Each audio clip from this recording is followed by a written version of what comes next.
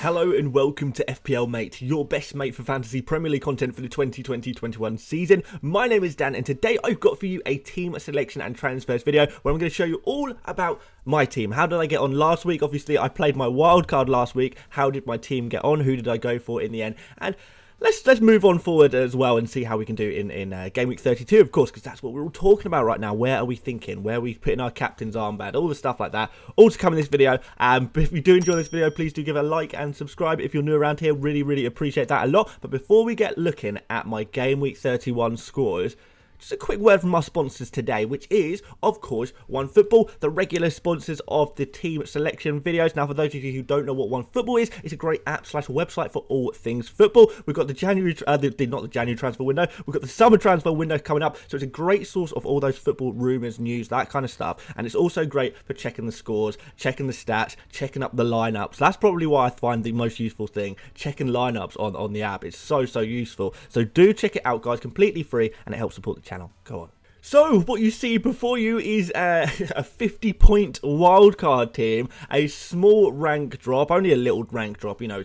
I think I was something only like 1 point below average at my rank. The score in general was well above average. It was a bit of a dodgy game week. I think a lot of people knew that. There was some strange scores. The Manchester City versus Leeds game was a big shock to everyone's system, I think. And yeah, there was a few other surprises here and there as well. But overall, we were carried a little bit by Lingard, the J-Lings legend GOAT himself, Lingard. He carried us. He did carry us a little bit. And the Niger boy, Iheanacho, also coming through absolutely fantastic. So very glad I got those guys in. I'm sure a lot of you guys who don't have those players will be very interested in bringing them in. But aside from that, it was all a little bit flat, sort of.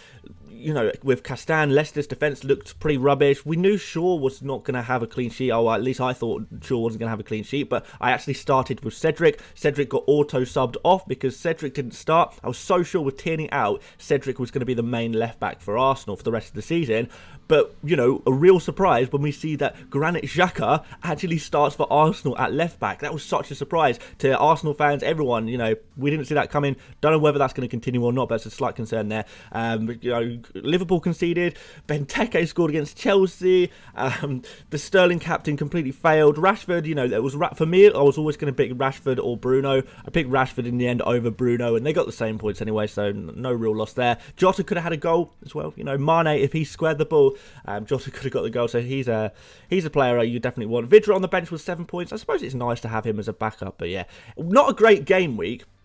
I'm not going to lie in terms of points, but you know, I look at this team and I still think I love this team. I'm not regretting my wildcard or anything like that. Maybe I could have played it a little bit safer with some of the players, you know, like Cedric. Maybe if I just went for holding like I was going to in the first place, then maybe that would have been slightly more sensible, but whatever. It's done now, guys. The captain punt on Sterling didn't pay off. I really thought it was going to.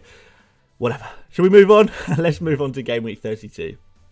So let's line them up, guys, one by one, as we always do. Nothing in the bank, one free transfer to you. So we're going to have to either downgrade someone or move them across. Some of you guys will already know what transfer I'm going to make, but let's just go through the team first and foremost. So we'll start off with Mendy in goal, a game against Brighton and Hove Albion. A really nice fixture. We know this. Mendy and the Chelsea in general have been pretty good at keeping clean sheets recently. And honestly, I'm kind of surprised with the amount of goals they have conceded recently. I do think it's going to go back to normal, guys. Don't worry. That it's not time to hop off Chelsea defence or anything like that. Even if you are doubled up or tripled up, the clean sheets are going to come, and where better to start than against Brighton, who, you know, they are really bad at scoring goals. We know this. They have been all season, haven't they? So that's nothing to worry about. We're going to just move on there, and we're going to put Castan in as our first defender. And this is kind of a little bit of an interesting one because West Brom, who are Leicester's opponent for this game week, is kind of like they actually had two decent games now. Obviously, they beat Chelsea by a lot of goals, scored a lot of goals. Obviously, Chelsea did have the red card, which did change the game. They also rotated their team a lot in that game. So it kind of makes you think, okay, the West Brom win against Chelsea, maybe that was a bit of an outlier. Maybe that was a bit of an anomaly.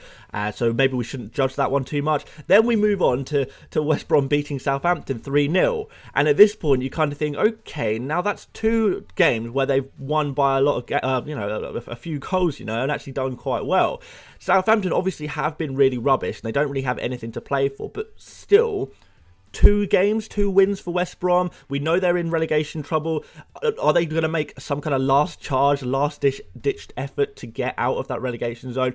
I mean, possibly, potentially. I don't know. Is 2 games a trend, or is that 2 anomalies still? Is it still, how quickly do we judge it? But for now, I do think there's still goal-scoring opportunities to be had against West Brom. So Castan, with being a high-up wing-back, I do expect that he will be in and around the box as he usually is. Hopefully Leicester can improve from their defensive rubbishness that they had, particularly in the first half last game against West Ham, and improve upon that. And let's see what they can do, because these games are really important to Leicester as well. So they do have to win in order to stay in these Champions League positions. So really important for them. But I've spoken too much about that one. Let's move on to Luke Shaw. Pretty much more of a simple selection here. Home against Burnley. Really nice fixture. Luke Shaw's been probably one of the best defenders in the league this year, to be fair, creating lots as well. And Manchester United, their defence, actually not too bad as well. So we do think there's a good chance of a clean sheet here, and maybe an assist as well. That would be really nice. Then we move on to Davinson Sanchez, which is a bit of a weird one.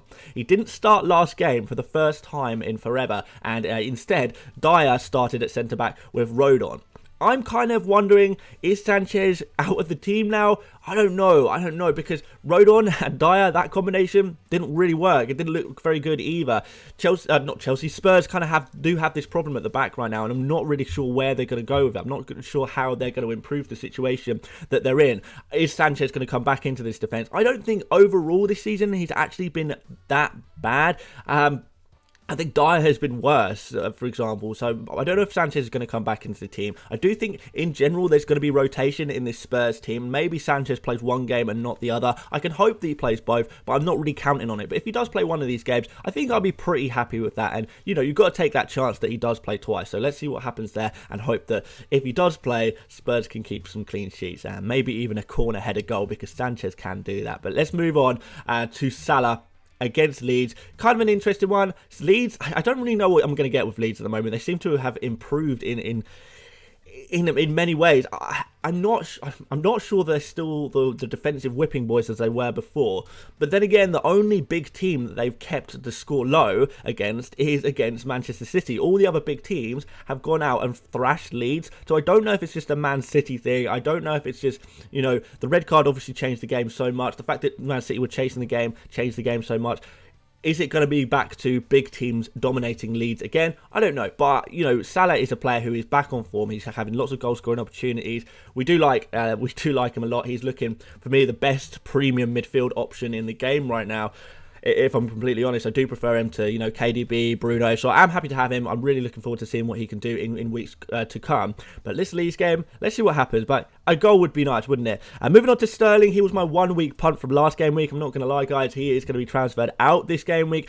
He's just got to go. Last week, I brought him in because I kind of was predicting that Sterling was going to play in that game. But longer term, it's easy to pick an individual Man City game out and say, okay, I think this specific player is going to play in this specific game. Longer term, there is a lot of rotation. It's much harder to predict who's going to play when. So Sterling, KDB, all of these Man City players, it's really hard long term to predict how much football they're going to get. Sterling, I do obviously I think he was going to play last week. Do I think he's going to play this week? I don't know. It really is a mystery this game week. So no idea. Aston Villa is not a bad fixture at all by any stretch of the imagination. Aston Villa have actually been one of the worst defences kind of in the league. But I don't really want Sterling that much. I don't think he's that good. I don't think he's that much of a good FPL asset anyway. Obviously, I do think he's a good player. And I just think 1 week was fine. Let's move him on. I think anyone in the same situation who did pick up Sterling for 1 week, I think maybe it's time to move him on as well. So we'll move on to Rashford, my guy who I went for above Bruno. And I do like the look of Rashford a little bit. A little bit disappointing last game. Him being substituted off for Greenwood. Greenwood being the guy who did the business then. I don't know. It kind of depends how Manchester United are going to set up. If Rashford can play on the left wing, then that's going to be really nice. If Rashford, potentially plays as a striker, that's going to be really nice as well. And both of those things could happen. And Burnley is a really nice fixture for anyone right now. We know, we're talking about a Burnley that potentially doesn't have Nick Pope for this game week as well. I'm not sure if he's going to be back or not. I'm sure we'll find out soon for sure about that. But this could actually be pretty big for your Manchester United assets. So I've got Shaw here, I've got Rashford. This is really nice. I don't know if I necessarily prefer Rashford to Bruno. They're very different types of players. They get their points in very different kinds of ways. So it's hard to compare them directly. But I do think they are much of a muchness in terms of how many points they're going to get from now until the end of the season, probably. Of course, this is a prediction. So let's see what happens here, but I think there are points there. We'll move on to Jota. He's up to 7 million now, so he is flying up. I do really like him still. Again, this game against Leeds, not 100% sure what's going to happen. What I do know is that Jota, he's got to start for Liverpool. He's got to play for him. These are super important games for Liverpool, and Jota is playing really well. He's arguably their best forward right now. Maybe you could say, okay, maybe for FPL, maybe Salah's been a little bit better recently, but Jota really has been doing some really good stuff, and I really enjoy the way he's positioning on the pitch and the way he really wants to score goals. He really wants to be involved. He's not there to be second best to Salah and Mane. For me, he wants to be up there with them, and that is exactly what's happening right now. So looking forward to see what he can do. And then finally, Lingard. Not gonna lie to you guys, this game, obviously we've had 3 10-point or more hauls from Lingard in a row, and I'm absolutely amazed by that. But I'm looking at this game and I'm thinking, is this going to be the kind of game where West Ham can play their usual counter-attacking football? I'm not completely sure, because Newcastle, they usually just sit back. They're not interested in attacking at all. There are 11 men behind the ball at all times. Steve Bruce ball. Nobody likes to see it, but that's kind of just how it is, and that's their kind of tactic. So West Ham, who recently, and Lingard in particular, has been flourishing in this counter-attacking football, I don't know if there's going to be those opportunities for the counter-attacks for West Ham, which makes me say, okay, is Lingard going to be able to be at his best? At the same time, Lingard is such a confidence player. He's playing so well right now that he will take on shots from anywhere. And, knowing what's going on right now with this guy, he's absolutely magical right now. He will score goals. They will happen. So whilst the counter-attacks might not necessarily happen, so that doesn't really lend itself to what West Ham are trying to do right now, I do think there are going to be some opportunities for Lingard to score. I just don't know if it's going to be a mega haul. I mean, I hope it is. I really hope it is. I would absolutely love it, but I don't know for sure. Kane up front, I mean, the most obvious player to have in the whole game week, having one of the best strikers in world football right now, if not the best striker in world football right now. He's got double game week against an Everton defence that isn't that good, and Southampton defence that is really bad, and really should be targeted right now. So we expect Kane to play both. It's really important that Spurs get in Champions League, otherwise Kane might even leave the football club. So Kane's going to play both. He's going to probably score in both, to be fair, knowing him. He's having an amazing season. So yeah, guys, if you don't have Kane for whatever reason, you need to get him right now. I don't care if you have to take a -8 to do it. You've got to get Kane in your FPL teams, guys, but I'm sure most of you have Kane. Anyway, so we'll move on to my final guy, Iheanacho, another legend of the team at the moment, to be fair. Game against West Brom. Again, what's going to happen here? I don't particularly know. I do think West Brom are still going to be a little bit leaky at the back, even if they have turned around their goal scoring form. I do think there's goals to be had, and Iheanacho, again, a player in such amazing form right now, kind of a must-have player, and I do think he's more than capable of getting, again, a goal or two against West Brom. It's not a good defence that they've got going on there, so yeah, it remains to be seen what will happen there. So let's whip up my bench quickly. Forster, good backup goalkeeper, a 2-point bandit, definitely a 2-point or a 1-point bandit, maybe even 1 point in this game week, to be fair. Cedric, home against Fulham, is he even going to play? I don't really know. I really don't know, but he's a really good backup to have if he does play. I do wish I picked someone maybe a little bit safer there, but you got to be in it to win it. You got to take these punts, take these risks sometimes, and sometimes it pays off, sometimes it doesn't. At least it's a cheap player who can largely remain on my bench if things don't go to plan. I do have other players to cover it, so not a real problem. We've got Vidra against Manchester United. Don't really fancy him, to be fair, in this game, but he has been playing really well. And finally, Phillips. Just a 4 million or 4.1 million, I think he is now, cheap enabler Liverpool defender who is probably going to play every game, but I don't know. I feel like Leeds will score against Liverpool. I'm still not fully convinced by Liverpool's defence in general, but at 4.1 million, you go in on that defence, don't you? Just because it's so cheap, don't you?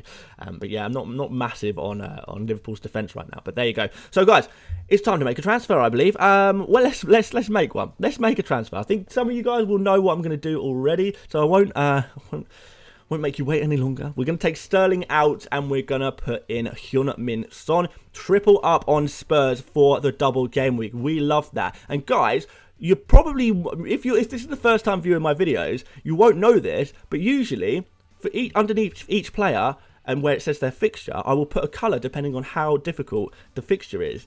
Look at this. Every fixture here is green. This is what we like to call a sea of green in the business. This is a sea of green, guys. Every one of my players has a fantastic fixture, and this is why the wildcard is not just for 1 week. Last game week, the wildcard team didn't do amazingly. It could have done better. On another week, and this is another week, we find ourselves in a situation where I can play a full team of players with great fixtures, players who are in form. This is fantastic. So really looking forward to seeing what this team can do. It's absolutely crazy. I've spoken enough about Son yesterday on yesterday's video, so I won't go over why I like him so much. But yeah, he's definitely a player that I would have. I definitely, if I was you guys, would double up on Spurs at the very minimum. Everyone's going to have Kane. Everyone's going to captain Kane anyway. So the only real way you can make any gains is, take advantage of the fact that it's a double game week is by getting in those additional Spurs players and picking wisely there. I don't know if I've picked particularly wisely with Sanchez. Maybe Reguilon was perhaps a better shout in defence there. But definitely Kane, definitely Son are players you should definitely want to have in your team. And we've got both. And whilst we're on the subject of those players, let's just stick the armband on Kane. Don't overthink this one. I think there is good times and bad times to take a risk on a differential captain. I know my differential captains haven't exactly paid off over the last 2 game weeks. Maybe they have a little bit before that. But this is definitely not a time for a differential captain, so I'm not going to do it. As Son vice captain as well. It's kind of obvious, isn't it, really? So there we go, guys. That's pretty much how I'm setting up for the game week. What do you guys think of this team? I'm still really happy with my team. I don't regret the wild card at all. I think mostly I've made good decisions on it. The only kind of dodgy ones, maybe Sanchez. Maybe I could have gone for, if I did Reguilon instead of Sanchez, and maybe I did Holding instead of Cedric. Maybe that would have been a slightly better idea, maybe a slightly safer thing to do. But it is what it is. Like most of the players in this team are players that people want to bring in. People want to bring in Iheanacho, Lingard, Jota, Kane, Son, Salah, Shaw, Mendy in goal. These are players. These are very desirable players right now, and I have them all, which is really nice. Which means I can just kind of go try and get a little bit ahead of the template now, go with the flow, and just take it easy and not have to worry about completely reinventing my team, because I pretty much have everyone that anyone would really want. There's not really many players that I feel like I've missed out on, that I feel like I wish I had right now, which is good. And it's going to mean we're going to be able to save transfers, use them to progress our team, not worry too much if there's injuries. It's going to be good, guys, and that's kind of the benefit of a wild card, really, because you just put yourself in a position where you're good long term, and that's why it's so important to build your wild card for the long term and try and build it for as many game weeks as possible. And my wild card is built for the rest of the season. The only real additions I'm going to need is Aston Villa if they have a double game week, maybe some Leeds players at the end of the season. And I'm sorted and I'm happy, and we hopefully will coast into the top 100k. That's what I think is going to happen anyway. But there you go, guys. I think I've chatted enough about FPL for one day. Hopefully you did enjoy this video. If you did, please leave a like. If you really like this video and you haven't done already, please do subscribe. I would really appreciate that as well. Check out OneFootball. Follow me on Twitter. Almost at 10,000 followers on Twitter. So if you could go follow me over there, that would be really appreciated. You can do Instagram as well. All the links are in the description. And guys, I'm going to see you tomorrow, guys. I'm going to do something a little bit different. I'm going to do a differentials video. A lot of you guys I know are chasing rank a little bit. Maybe you're a little bit behind in your mini league, and you want that key differential that might be the defining factor that is going to turn around your final games of the season and try and boost you up the ranks. So I'm going to try and help you out there. I'm going to do a lot of research. Already started, guys. Already picked out some players. So looking forward to sharing those with you. And yeah, I'll see you then, guys. So thank you so much for watching, and I'll see you later, mates. Bye bye.